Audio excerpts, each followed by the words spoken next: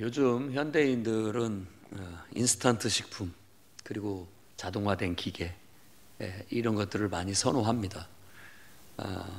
그건 그 이유는 아주 딱히 수고하지 않아도 손쉽게 그런 것들을 즐길 수 있기 때문이 아닌가 싶습니다. 그런데 오늘날 신앙생활에 있어서도 그런 경향성이 좀 있는 것 같아요. 그런 경향성, 쉽고 편하게 신앙생활을 하려고 하는 그런 경향성 있습니다. 근데 그거 쉽고 편하게 할 수 있다면 얼마든지 할 수 있으면 좋겠지만은 그것이 어떤 영적인 신앙의 깊은 맛을, 깊은 어떤 신앙으로는 이끌지를 못한다라는 거예요.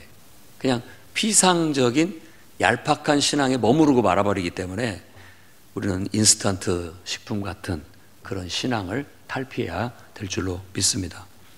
신앙이라는 것은 정말 하나님의 임재 안에서 이렇게 깊은 실천이 따르는 삶의 변화에 있는 것인데, 얄팍하게 그냥 찬송 부르는 거, 또 얄팍하게 예배 참석하는 거, 그것만 손쉽게 한다면은 그걸로 인해서 우리 신앙은 깊은 어떤 영성에 도달을 하지는 못할 겁니다. 그리고 더더군다나 요즘은 이제 코로나 이후로 유튜브 영상을 통한 예배를 드리는 것을 많이 편하게 생각을 하는데, 대부분이 그냥 설교 내용이 어떤 것인지를 듣는 데는 용이 하나, 설교 내용을 듣는 데는 용이 하나, 실질적인 참된 깊은 예배나 깊은 기도나 깊은 감명이나 이런 것들은 쉽지 않은 그런 거라고 볼 수 있어요. 그래서 유튜브 영상은 보조적인 역할로 여러분들이 사용을 해서 다시 한번 리마인드를 한다든지, 또 다시 한번 내가 잘 놓쳤던 부분들을 다시 듣고 싶을 때 그 다시 듣기 같은 것으로 활용을 한다면 도움이 더 될 수 있겠지만, 그것 자체에 집중도 잘 되지 않고 또 어수선한 분위기 속에서 그냥 유튜브 틀어놓고 나는 딴짓 할 수도 있고, 또 그 내용을 드라마 흘려듯 보듯이 그렇게 보고 난다면 그건 어쩌면 오늘날 우리들의 신앙이 그 즉석식품 같은 데에 길들여진 그런 신앙이 될까 염려가 됩니다. 하지만 여러분들은 지금 이 자리에 나와 있으니까 아주 잘하신 겁니다. 어려워도 좀 귀찮아도 현장에 나가서 진짜 라이브의 찬양을 드리면서 내 찬양을 하나님께 드리는 거죠. 집에서 유튜브 보고 어떻게 할 수 있겠습니까? 정말 마음을 다해 하나님을 찬양하고, 할 수만 있으면 집에서도 그렇게 할 수 있기를 바랍니다. 영상을 통해서도 우리가 다니엘 기도회 같을 때 같이 이렇게 보면서도 같이 찬양도 하고 기도도 했으니까, 분위기가 되니까 교회는, 또 여러분들도 그렇게 될 수만 있다면 그런 것들을 좀 극복하고 나아갈 수 있는 것이 아닌가 싶습니다. 이 자리에 와서 또 정말 표정과 목소리와 여러 가지 것들을 다 가미된 상태에서 이 현장에 하나님 임재를 느끼고, 하나님 임재를 느끼고 살아계신 하나님의 역사를 경험하고, 정말로 하나님 앞에 재미도 있고 감동도 있고 능력도 나타나는 그런 살아있는 예배를 통해서 우리의 신앙이 그냥 자동화된 어떤 손쉬운 그런 것을 통해서 얄팍하게 맛만 보는 신앙이 아니라 깊은 영성에 도달해서 날마다 우리의 영성의 깊이가 더해지고 또 영적인 성숙도가 더 높아질 수 있는 그런 성도들이 되어 나가시기를 바랍니다. 그래서 우리가 배우는, 이제 우리 교회에서 하는, 풍요로운 교회에서 하는 제자훈련의 제3권에 보면 작은 예수가 되라 하는 제목을 가지고서 여러 가지 12가지의 신앙의 덕목들을 다루고 있습니다. 그 5번째 덕목이 영적 성장과 성숙이에요. 그래서 오늘은 영적 성장과 성숙에 대한 교훈을 여러분과 함께 나누고자 합니다. 맨 먼저 우리가 생각해야 할 것은 미성숙함에 대해서 이해를 하고, 내 안에 내가 혹시 미성숙한 신앙에 머물고 있지는 않은가, 여러분 오늘 돌아보는 그런 시간이 될 수 있기를 바랍니다. 내가 미성숙한 상태에 놓여져 있는가. 오늘 우리가 읽은 1절과 2절 말씀 보면은 고린도 교회 성도들이 지금 굉장히 영적인 미성숙함에 있다라는 것을 지적하고 있어요, 사도 바울이. 그러니까 그들은 분명히 예수님을 믿고 복음을 받아들여서 예수님을 믿고 또 심지어는 성령을 받은 사람임에도 불구하고 성령 체험을 한 사람임에도 불구하고 그들은 아직도 육신에 속한 자, 다시 얘기한다면 아직도 성령의 지배를 받아서 성령의 인도함을 따를 줄을 모르고 아직도 육신의 본성에 더 치우친 그런 신앙의 태도들을 보이고 있다라고 그렇게 지적을 하고 있는 겁니다. 만일 우리가 이렇게 영적으로 성장하지 못하고 계속해서 아직도 내가 온전한 성숙한 변화를 이루어내지 못하고 육신에 근거한, 본성에 근거한 그런 어떤 삶을 살아가게 된다면 우리는 어쩌면 미성숙한 신앙에 머무르고 있다라고 볼 수가 있습니다. 오늘 말씀에서 그 미성숙한, 영적으로 미성숙한 신앙인을 표현하는 말을 살펴보면 먼저가 너희가 육신에 속한 자다라고 그렇게 얘기하고 있고, 육신에 속했다라는 그 육신이라는 게 우리 본성을 말합니다. 본성. 이 몸이라는 육체가 가지고 있는 본성. 본성이라고 한다면 그 우리 욕구들이 있잖아요. 욕구. 먹어야 되고 자야 되고 뭐 이런 본능적인 것들. 그래서 이 본성은 태생적부터 이기적이에요. 모든 누가 얘기한 것처럼 유전자는 다 이기적이에요. 왜냐하면 그 이기적이라는 게 생존 본능이에요. 생존 본능. 생존 본능을 위해서는 이기적일 수밖에 없는 거예요. 근데 그리고 그 본성에 따라서 우리들이 살아가는데 그것에 급급해서 아직도 살아가게 된다면 안 된다라는 것을 말해주고 있는 것이죠. 우리 안에 그런 모습이 있는지 한번 봐야 됩니다. 그리고 그리스도 안에서 어린아이라고 그랬어요. 어린아이는 굉장히 이기적입니다. 그리고 어린아이는 사리 분별을 잘 못해요. 사리 분별을. 그러니까는 즉흥적이고 충동적이에요. 그런 면을 어린아이라고 말하는 겁니다. 여러분들도 즉흥적으로 행동하고 말하고 충동적으로 행동하고 말한다면 내가 아직 인격적으로 미숙한 상태에 있다라고 얘기하는 거예요. 근데 이건 인문학에서도 얘기하는 바입니다. 상담하에서도 미성숙한 인격의 특징을 그렇게 얘기합니다. 미성숙한 인격의 특징이 힘든 일이 있으면 남 탓을 한답니다. 남 탓. 힘든 일이 있으면 바로 머릿속이 우리 본능적으로 남 탓을 하게 됐다라는 거. 그 다음에 두 번째 특징은 자기중심적이면서 모든 사고와 행동을 자기중심적으로 한다고 합니다. 그리고 세 번째는 충동적이고 즉각적이고 눈에 보이는 대로 가시적인 것에 의해서 행동한다고 해요. 충동적이고 또 즉각적이고 가시적인, 눈에 보이는 것만 보고 판단하고 행동하는 그런 형태를 나타내 보인다고 합니다. 그러니까 금방 뜨거워졌다가 금방 식어버리는 그런 인격을 말한다고 해요. 그 다음에 네 번째 특징은 내 감정을 이제 다른 사람한테 전이를 쉽게 한대요. 다른 사람한테 영향을 이렇게 미친다고 해야 될까요? 그런 어떤 특징을 네 가지로 상담학에서는 얘기를 합니다. 다시 한번 정리를 해본다면 자꾸 남 탓을 많이 한다. 내가 아직 미숙한 인격이다. 그리고 모든 게 항상 자기중심적인 사고와 행동을 한다. 미숙한 인격이고, 내가 좀 충동적이고 즉각적이고 또 어떻게 보면 가시적인 것에 너무 영향을 많이 받는다라고 한다면 그건 내가 아직 성숙한 인격이 못됐다라고 보는 거예요. 그러니까 세상 사람들도 인문학적으로 봤을 때 너무 본능적이면 사람이 좀 저급하다. 그렇게 보는 거예요. 수준이 낮게 보는 겁니다. 그러면 이성이라는 걸 통해서, 어떤 배움이라는 걸 통해서, 이성이라는 것을 통해서 그 의도적으로 그런 것에서부터 좀 탈피해서 좀 수준을 높이는 것을 인격적인 성장이라고 그렇게 말해요. 그리고 성숙이라고 얘기합니다. 그래서 성숙한 인격들의 특징을 또 굳이 말해보게 된다면, 어떻게 보면 자기 의식이 확대가 돼가지고 나만 보지 않고 다른 사람도 볼 줄 아는 상태. 어떻게 자기만 생각하냐고요. 다른 나하고 똑같은 다른 사람도 확대해서 볼 줄 알면 그 성숙한 인격이라고 말할 수 있고요. 그 다음에 다른 사람과의 유대 관계를 적절히 잘 형성하는 사람.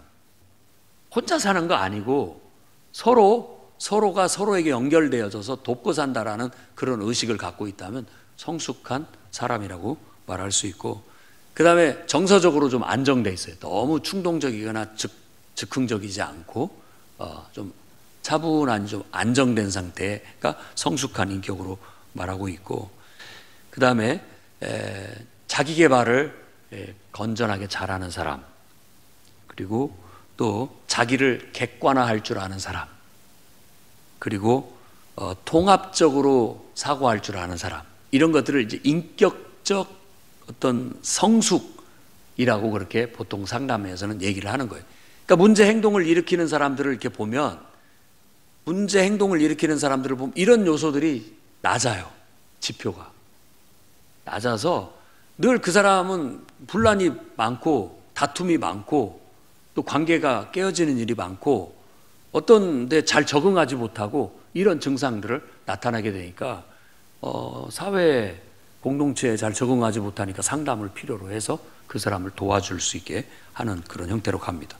근데 우리의 영적인 미성숙함도 이것에 준해서 봤을 때 크게 다르지 않아요. 단지 인문학적으로는 우리 이성에 근거해서 이걸 따지지만 우리 이성도 그런 문제들을 효과적으로 다룰 만한 능력이 못 된다. 우리 이성도 연약해서 쉽게 본능에 치우치게 되고요. 또 그거에 의해서 왜곡된 이성을 가질 수가 있기 때문에 우리는 오직 하나님의 성령에 의지해야 된다라는 게 영적 성숙의 핵심입니다. 영적 핵심.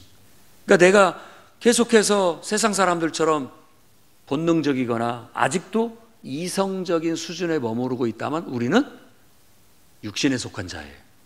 그리고 영적으로 어린아이와 같은 그런 신앙 인격을 가졌다고 볼 수가 있는 겁니다. 한번 여러분 자신을 돌아보시기 바랍니다. 여러분은 어떻습니까? 여러분의 신앙의 인격은 어떻습니까? 신령한 영적인 그런 어떤 성령의 지배를 받고 성령의 인도함을 따라서 내가 말도 하고 사고도 하고 생각도 하고 행동도 하고 있는가? 아니면 뭐 하나님은 떠올려지지도 않고 본능적으로 이 본능이라는 것 속에 저는 이성까지 포함을 하는 겁니다. 영적인 세계에서는, 교회 안에서는 그냥 내 육신의 본능과 그냥 내가 타고난 이성의 판단에 의해서 쉽게 행동을 하고 있는가? 그나마도 이성적인 사람은 좀 더 나아요. 아주 본능적인 사람보다, 육신의 본능적인 사람보다도. 그런데 그 이성적인 사람보다도 더 나은 어떤 성경에서 모델로 제시하는 인격은 성령의 사람이에요. 성령의 사람. 성령의 지배를 받고 있느냐, 성령에 의해서 생각을 하느냐, 성령에 의해서 말하느냐, 성령에 의해서 행동하느냐, 거기에 지표가 있다고 볼 수 있는 거예요. 만일 우리가 그렇게 성숙하지 못한 미성숙한 특징을 갖고 있게 된다면 우리도 신앙생활을 하면서 자꾸 인간적인 시기와 이 말씀에서 분쟁, 이런 게 자꾸 일어납니다. 한번 여러분의 인간관계를 한번 돌아보십시오. 나는 사람들하고 잘 지내다가도 자주 다투고 자주 마음 상해하고 상처 주고받는가? 한번 돌아보세요. 그렇다면 내가 지금 영적으로 지배되어 있지 못하고 어떻게 보면 육신적인 상태에 머물러 있다고 볼 수가 있습니다. 자주 사람들의 말에 상처받고 있습니까? 아직 내가 육신적일 수 있습니다. 딱히 꼬집어서 여러 조건들이 다 가미가 되기 때문에 말할 수는 없지만 대부분은 그것도 은혜 안에, 영적인 지배 아래 있지 못했기 때문에 그런 일이 생기는 겁니다. 내 말이나 행동이 이상하게 다른 사람한테 상처를 주고 있다. 혹은 뭐 그런 것들도 나를 좀 돌아봐야 돼요. 내가 아직 다듬어지지 못했고 미숙한 것은 아닌가 하는 생각을 해볼 필요가 있습니다.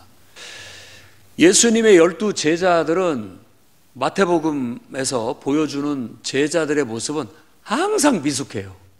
자기들끼리 다투기도 하고 예수님이 하시는 일을 이해도 못하고 뭐 이런 미숙함을 보입니다. 그게 아직은 예수님을 따르고는 있지만 성숙되지 못한 그런 신앙의 형태를 보여주고 있는 거예요. 물론 그런 과정을 통해서 그 미숙함을 벗어내고 성숙으로 나아갈 수 있게 되는 거겠죠. 그래서 내 삶 속에 자꾸 인생이 고달프고 또 사람들과의 관계가 어렵고 또 그 속에서 시기도 느끼고 질투도 느끼고 또 분쟁도 다툼도 일어나고 있다면 분명히 알아야 됩니다. 뭔가 내가 영적이지 못했다, 성숙하지 못했다라는 하나의 열매일 수 있다라는 거예요.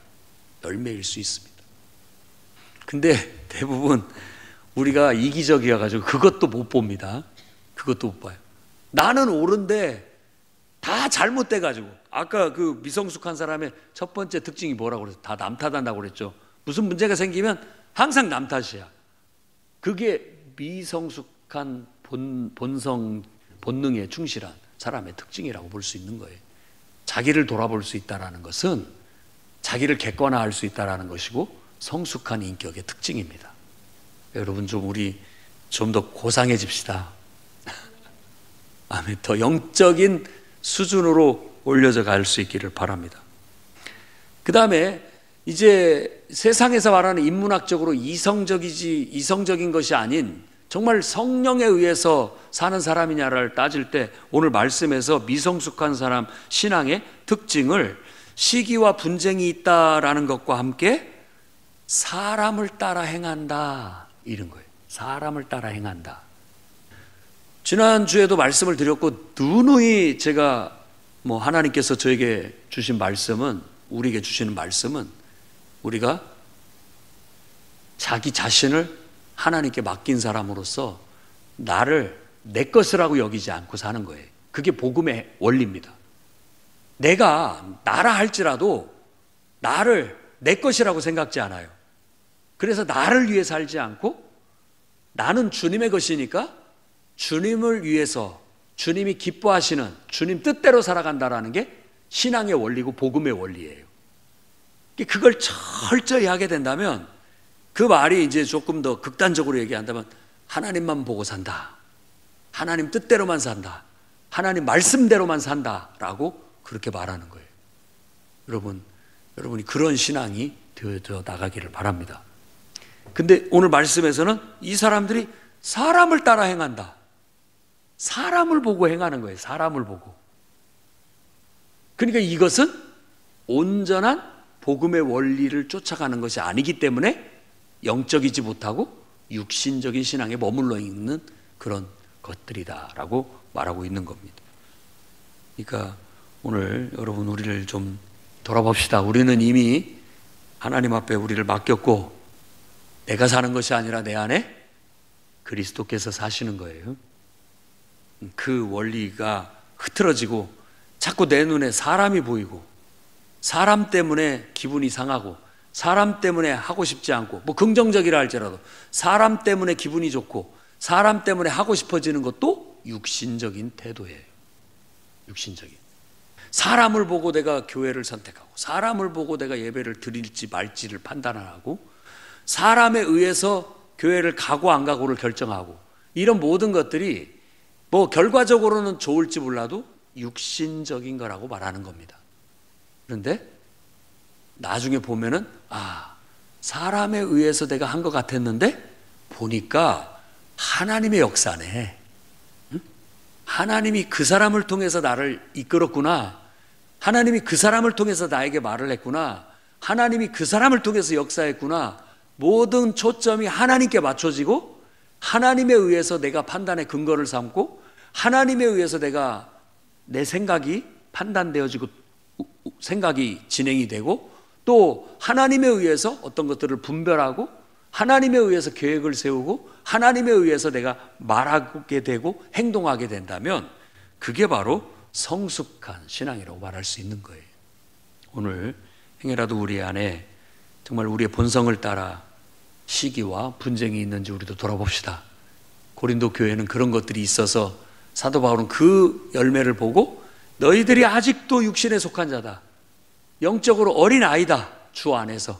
라고 그렇게 그들을 책망을 했던 것처럼 오늘 우리도 행여라도 그런 것들이 있다면 오늘 주님께 책망을 받고 교훈을 얻어서 그 미성숙함을 벗겨낼 수 있는 은혜의 시간이 될 수 있기를 주의 이름으로 축원합니다.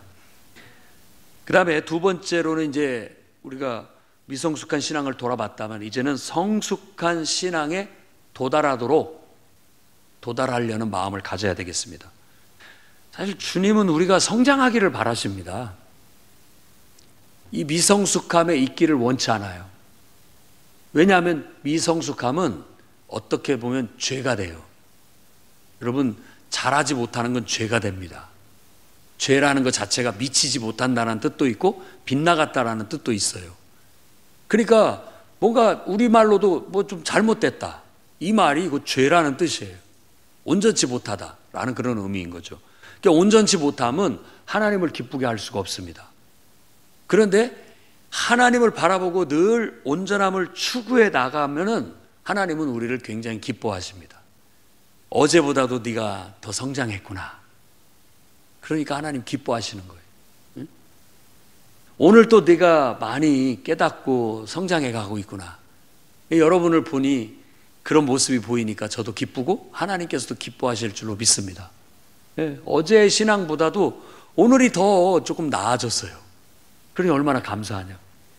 그래서 어떤 사람들을 우리가 영적으로 분별을 할 때 그냥 어떤 그 절대적인 기준으로 분별을 하는 것은 옳지 않습니다. 원래부터 신앙의 수준이 높은 사람이 있어요. 원래 신앙의 수준이 낮은 사람이 있다고요.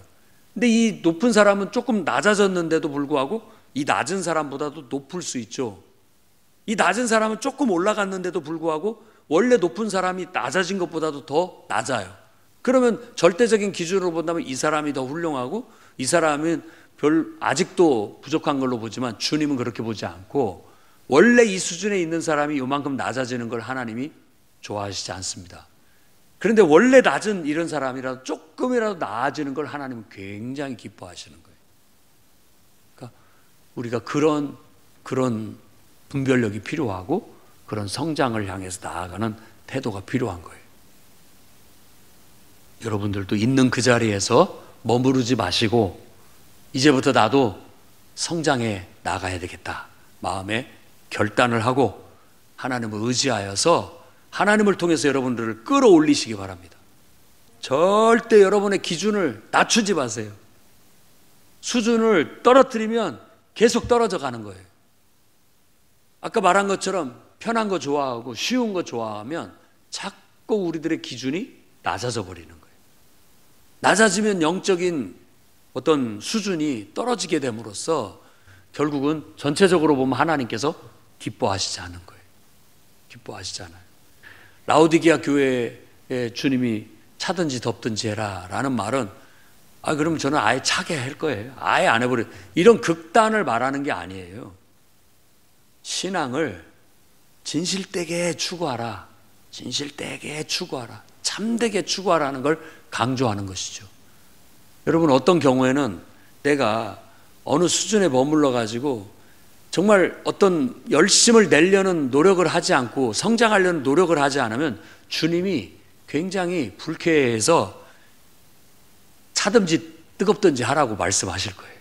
여러분 영혼 속에 혹시라도 하나님이 오늘 그런 음성으로 하나님이 말씀하시는 것처럼 느껴진다면 회개하시기 바랍니다. 회개하고 바로 서야 돼요. 그래, 내가 지금 어느 상태에 머물러서 하나님을 기쁘게 하지 못하고 있구나. 그 토해버린다라는 말 뜻 자체가 그런 거예요. 내게 만족스럽지 못하고 기쁘지 못하다는 거예요. 그러니까 계속 내게 만족을 주지 못하니까 이게 내게 만족을 주지 못하니까 토해버리고 싶은 그런 마음이 드는 거거든요. 여러분이 그런 사람이 되지 않기를 바랍니다. 하나님은 여러분에게 어떤 기대 수준이 있어요. 이렇게 기대 수준. 그러면 그거에 이렇게 도달을 조금이라도 하려고 하면 하나님 굉장히 기쁘게 받으시는 거예요. 그런데 그게 도달하려는 노력이 없고 부족하고 미비하고 성장하지 못하게 된다면 하나님이 자꾸 속이 미식거려가지고 속이 미식거리는 거예요.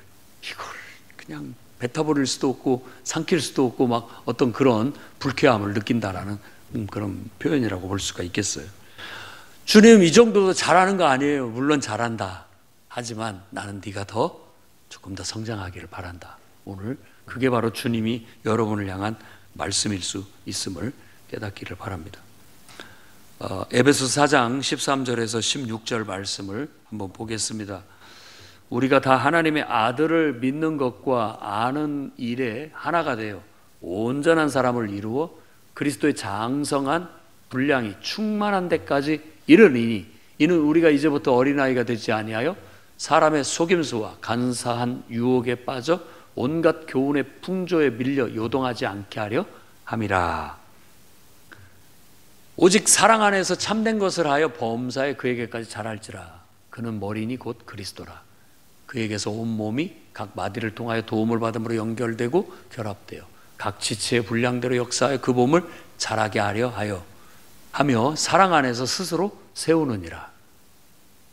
장성한 분량까지 자라가는 것이 하나님이 원하시는 바입니다.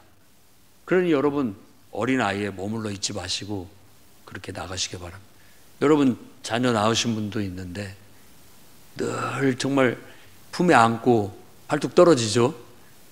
내려놓으면 깨고 그냥 안고 얼레고 달래고 어떻게 해서 좀 이게 평생 간다고 해보세요. 평생을 내가 그렇게 안고 애를 그렇게 키워야 된다면 아마 여러분 두 손 두 발 다 들 거예요. 그래 1년만 참자.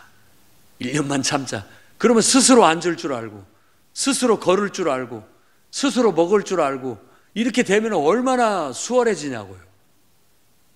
그러니까 성장을 위해서 먹이고 돌보고 참고 인내하면서 양육을 해나가는 것처럼 하나님께서도 우리가 다 어른이 되기를 바라는 거예요.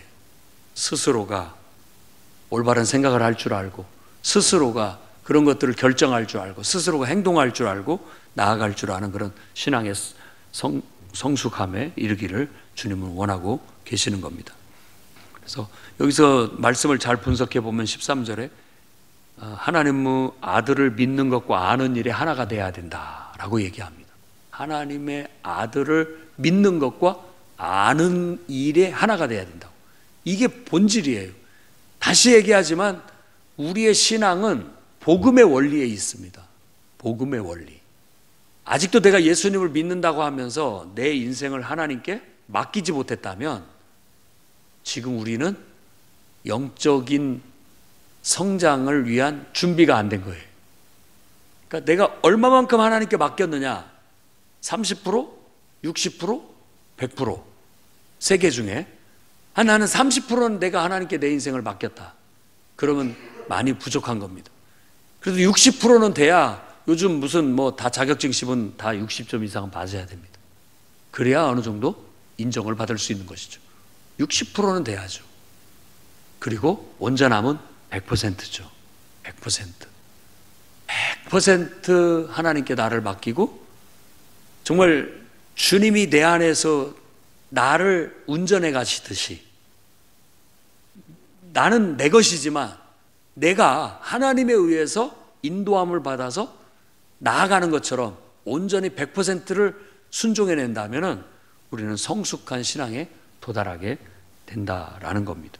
그래서 아들을 믿는 것과 아는 일에 하나가 돼야 된다는 건 모든 그리스도인들은 다 예수를 믿는다라고 고백할 때 철저히 자신을 하나님께 맡기고 내 옛사람을 죽이고 이제는 내 본성을 따라, 옛사람을 죽인다는 것은 내 본성을 따라, 내 이성을 따라 살지 않고 내 본성과 이성이 철저히 하나님의 영에 의해서 인도되어지는 그런 영적인 삶을 살겠다라는 확고한 결단이고 또 실천이라는 거예요. 그 결단과 실천이 우리의 성숙도에 따라 나타날 수 있는 거예요. 오늘 우리는 완전히 하나님께 맡기고 그분의 인도함을 따라 철저히 내 자신을 복종시킬 수 있는 성숙함으로 나아갈 수 있기를 바랍니다. 그러니까 예수님을 구주로 인정하고 완전히 그분을 나의 인생의 주인으로 받아들여서 전인격적으로 내가 그분과 영적으로 소통하면서 그분의 인도함을 따라 철저히 내 삶의 전 영역에서 그분의 뜻을 실천하고 살아가는 삶, 그게 바로 성숙한 영적인 그리스도인의 삶의 태도라고 할 수 있어요. 오늘 교회 다니면서 우리가 그걸 좀 배워서 구체적으로 실천하는 여러분이 될 수 있기를 바랍니다.